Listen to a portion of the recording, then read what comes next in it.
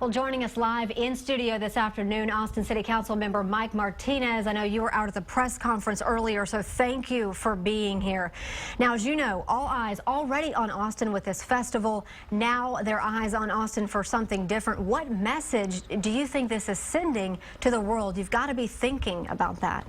Sure, it's a great question. First of all, I just want to express our deepest sympathies to all of the victims. It's a tragic incident. There really is no words that can express those sympathies to the deceased and to all those that are affected, still many injured, and in the recovery process.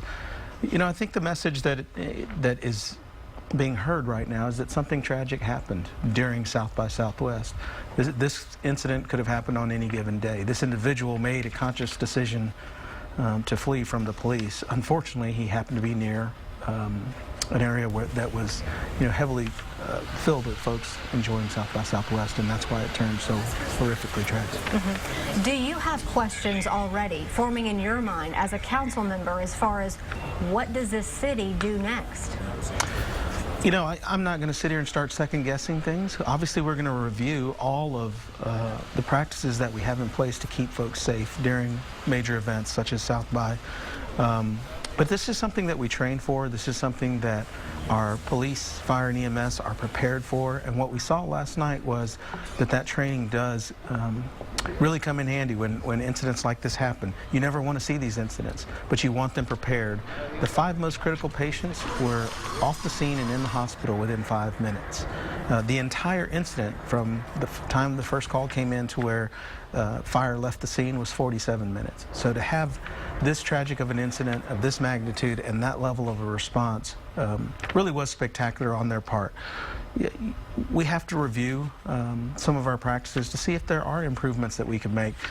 But this incident, if there would have been a barricade completely blocking the road, this individual would have taken a sidewalk. This individual would have done anything they could to avoid being pulled over by the police.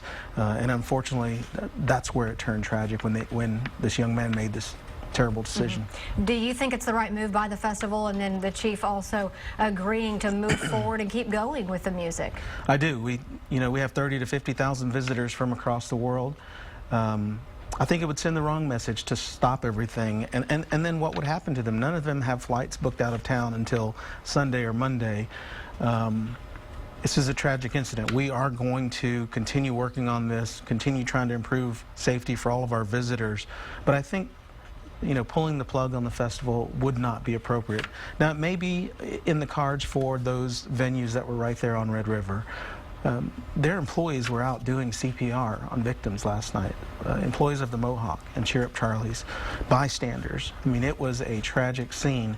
They've canceled their day shows today. They may not have their shows tonight. Again, it's up to them.